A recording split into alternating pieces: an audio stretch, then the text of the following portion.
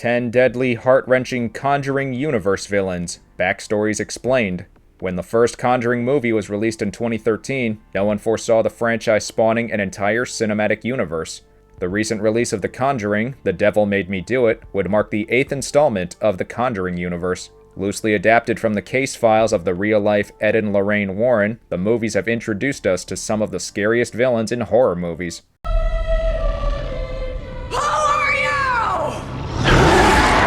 As the supernatural encounters are based on real-life events, a lot of the fright remains even after the runtime of the movies. It's no wonder that the antagonists from the movies got their own spin-offs. I like your dolls. Be it the creepy-looking Annabelle doll, or Valak as the Nun, they have left us with nightmares for weeks to come.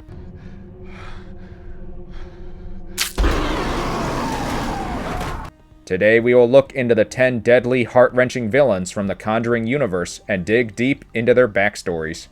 Before we go into our explanation, we have a very small request. If you like our content, please support us by subscribing to our channel. This is a small click for you, but for us, it means a lot. Thank you. Let's begin.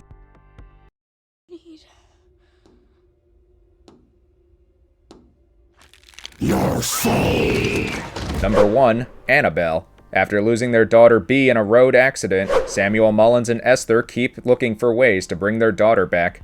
Their prayers were answered by a demon masquerading as their deceased daughter.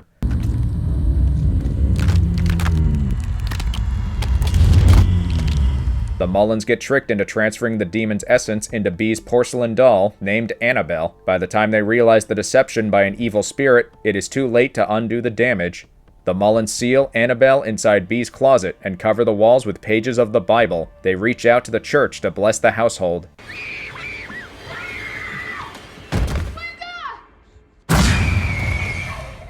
Annabelle remained dormant for 12 years until Sister Charlotte and the orphans from St. Eustace arrived at their house. After coming across a note which says, "Find me," Janice ends up entering Bee's room. Janice unlocks Bee's closet with the key she finds inside the doll's house and ends up freeing Annabelle. The doll begins to haunt the girls during their stay at the Mullins house, and Janice becomes her primary target.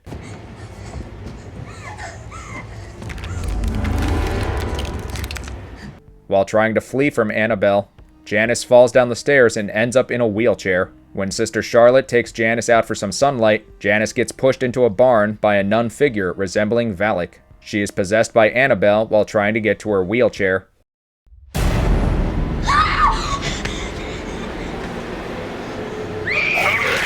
After learning that Annabelle had been freed, Samuel gets attacked by the demonic doll. Janice approaches Samuel and transforms into Annabelle's true demonic form.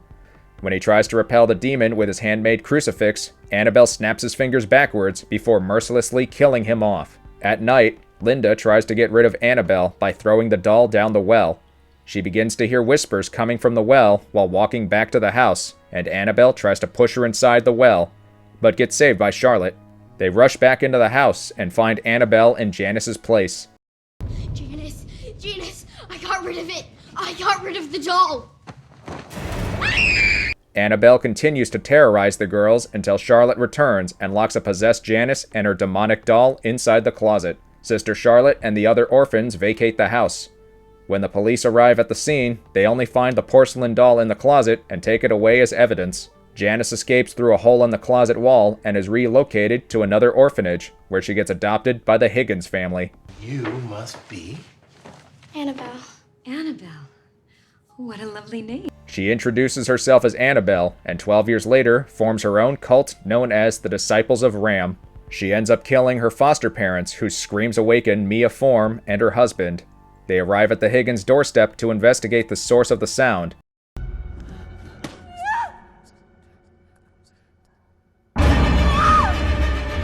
In Annabelle, the porcelain doll once again appears to have been possessed by a vengeful spirit and haunts a married couple who are expecting a child. Annabelle made a brief appearance in the first Conjuring movie as well, as the demonic doll haunting the nurses who picked her up.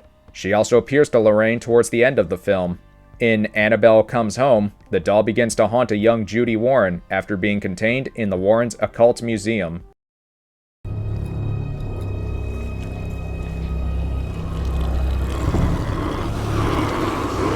Number 2. Valak the Nun. The Carta Monastery was built by a duke in Romania. Being obsessed with dark magic and Satanism, the duke summons a demonic force from the catacombs. He is executed by the members of the Vatican, who seal off the rift with the blood of Christ. The monastery gets heavily bombed during the events of World War II, which ends up releasing the evil spirit into the world. The demon takes the form of a nun to blend in with the other nuns from the monastery and mock their faith.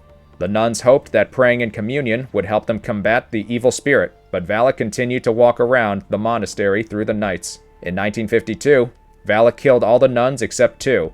One of them commits suicide with a key in her hand to prevent Valak from claiming her as host. You know what you must do? I can't. Then not even God can save.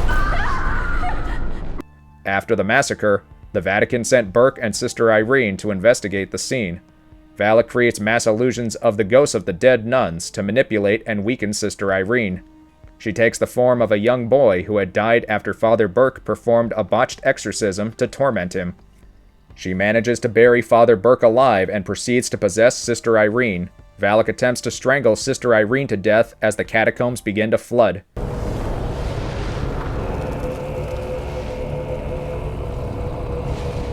Sister Irene spits out the blood of Christ, burning Valak severely.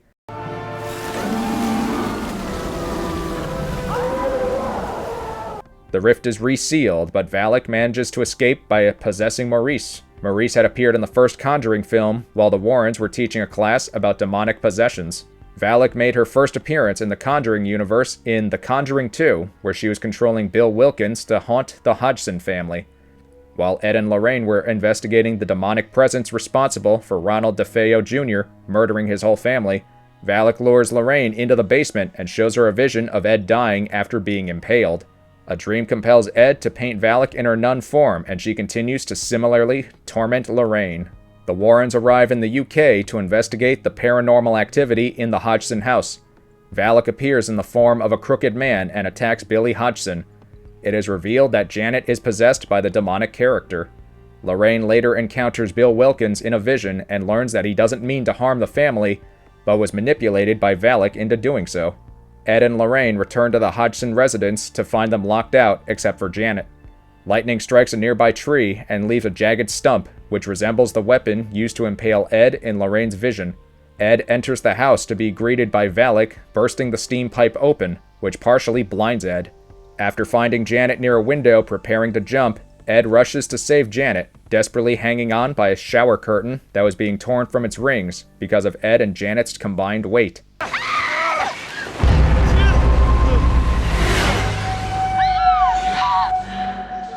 Lorraine enters the room and realizes that they need the demon's name to defeat it, and remembers writing it down in her Bible in one of her visions. Lorraine successfully condemns Valak to hell by saying her name out loud.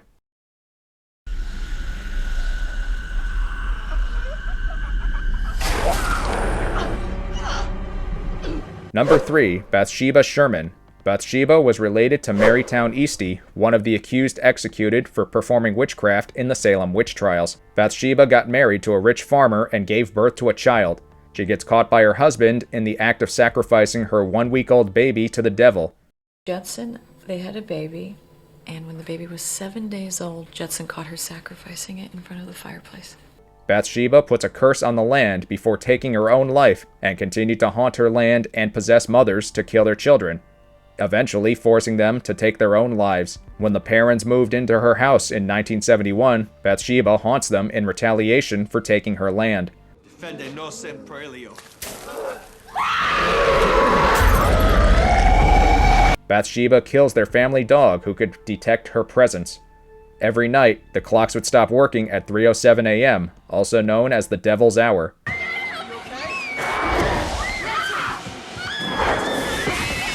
When Ed and Lorraine arrive to investigate, she disappears for a while. It is Lorraine who discovers Bathsheba's history and realizes that she is possessing the mother. She is condemned back to hell by the Warrens in a spine-chilling exorcism sequence.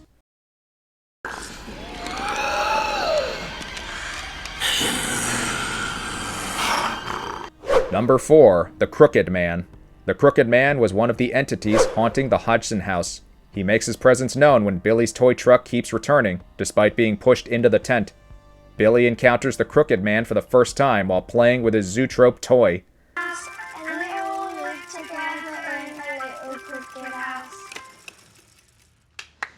Later, he appears to terrorize Ed while he tries to search for Janet.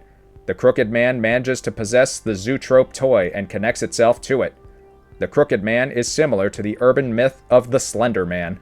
The nursery rhyme, Crooked Man, plays from the Zootrope toy when Ed encounters him for the first time.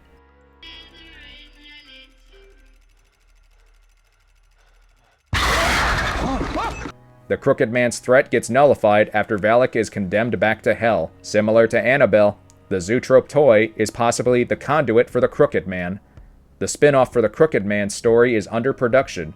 Valak has set the stage for his return to haunt our dreams once again, this time in the form of the Crooked Man.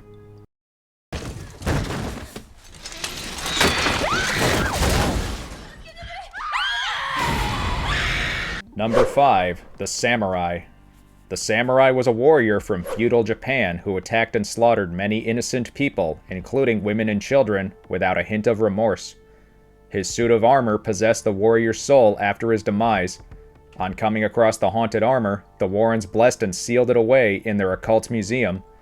Mary Ellen arrives at the Warren house to babysit Judy Warren and her friend Daniela Rios. Daniela waited for the other girls to leave and snuck into the occult museum to procure a device to contact her recently deceased father. She touches several cursed objects and unlocks the case containing Annabelle and forgets to lock it back up before leaving.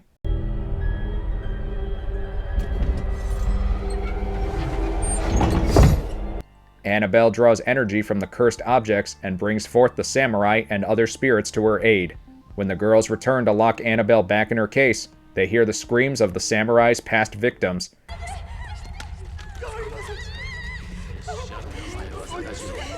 His helmet follows Mary Ellen, who enters a trance while looking inside the hollow mask.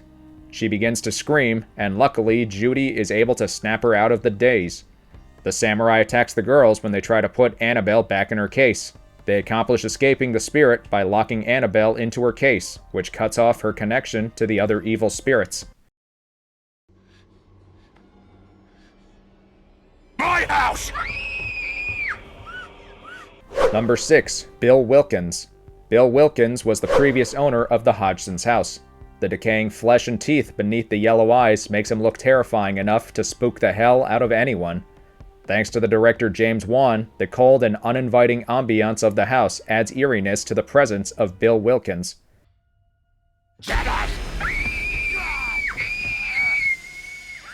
Old furniture in the setting, especially Wilkins' beat-up leather chair lying in the corner, makes his presence even more unnerving.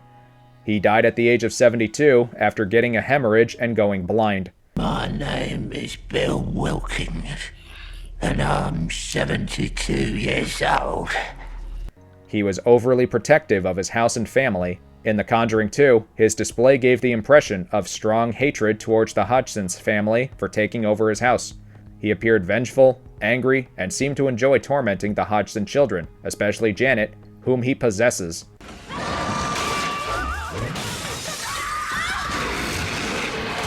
It was later revealed that he was being manipulated by Valak and didn't truly mean to harm the Hodgsons.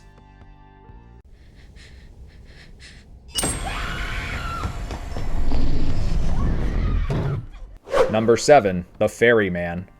Following the death of the young girl, Ed and Lorraine investigate the Ferryman.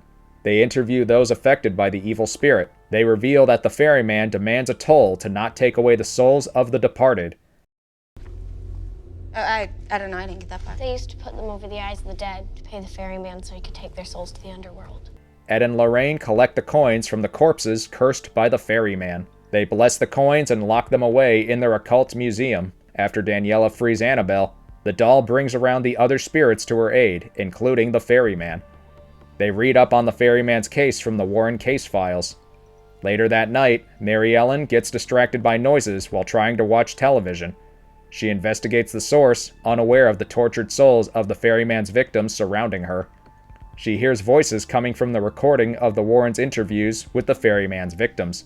After following the sound of coins falling, she encounters the Ferryman in the kitchen. While trying to run, she gets pulled by an unseen force.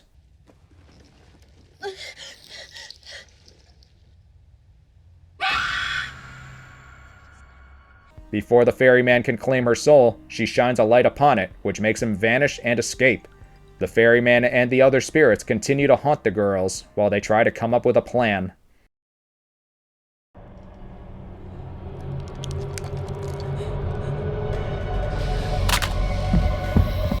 Number 8. The Bride.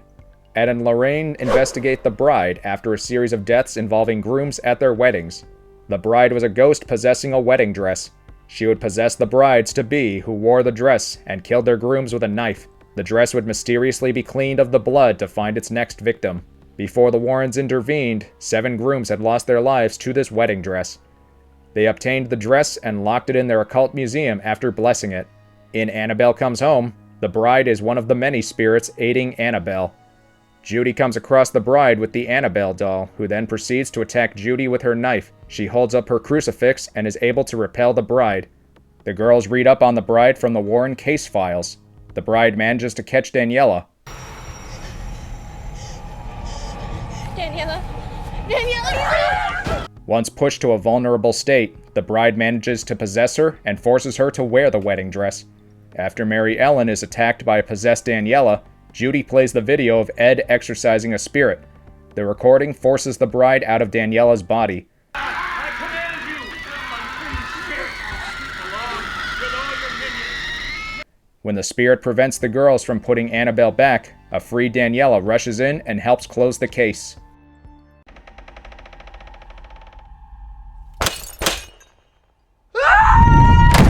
Number 9. La Llorona. Back in 1673, a Mexican family is seen spending time together in the forest. One of the sons gives the mother a necklace. He finds himself alone after opening his eyes, and is shocked to see his mother drown his elder brother in a river. He tries to flee the scene, but is grabbed by his mother, who also drowns him in the water. The grief-stricken mother takes her own life to reunite with her children in the afterlife. Instead, she is cursed to walk around the earth in search of her lost children. She gains the title of La Llorona, or the Weeping Woman. Upon hearing her cry, one would end up getting marked by death. About 3 centuries later, La Llorona hunts the family of Patricia Alvarez in Los Angeles. Tell me what's in here. Stay away from that door! When Patricia locks her children away for protection, it attracts the attention of a social worker, Anna Tate Garcia. Despite being warned of La Llorona, Anna takes the children to the Child Services shelter. The boys get lured away by La Llorona and are drowned in a river by the tormented spirit. Blaming Anna for the loss of her sons, Patricia prays to La Llorona to take away Anna's children in exchange for her own.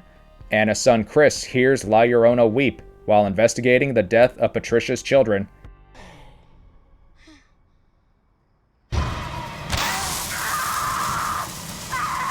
He gets marked by the spirit and tries to keep La Llorona from getting into the car with his sister, and suffers from hallucinations caused by the evil spirit. The next day, Samantha's umbrella gets blown away by the wind and leads her to the edge of the community pool, where La Llorona grabs and brands her. After noticing the reclusive nature of her children, Anna learns that Patricia had traded the soul of Anna's children in exchange for her own. The family seeks help from the church when La Llorona nearly drowns Samantha in the tub and burns Anna's arm. Father Perez recommends the assistance of former priest Rafael Overa, known for his unconventional methods. He sets up candles and other charms to prevent La Llorona from entering their house. But Samantha unintentionally ends up breaking the barrier placed on the front door while trying to retrieve her doll.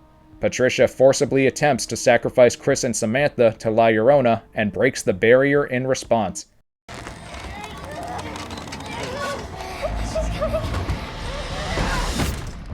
However, she realizes the error of her ways, and Patricia ultimately decides to help Anna and her children. La Llorona corners the children in the attic, but gets distracted when Chris gives her the necklace he snatched off her. For a moment, the spirit takes on her human form and thinks of Chris as her own son, but she turns malevolent after Samantha accidentally uncovers a mirror and begins to attack them.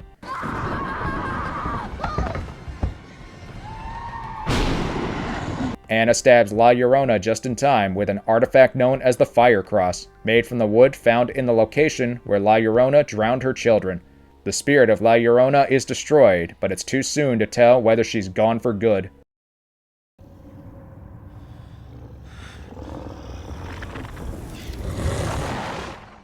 Number 10. Black Shuck. While investigating a string of livestock deaths in England, the Warrens tie the mysterious deaths to a hellhound known as Black Shuck. They were able to bind it and contain it in a book. Like many other cursed artifacts, they blessed it and locked it away in the occult museum at their home. The Black Shuck, too, is one of the spirits aiding Annabelle in Annabelle Comes Home. While Mary Ellen's boyfriend Bob is about to leave the house, he gets attacked by the Black Shuck in the yard and hides in the Warrens' chicken coop.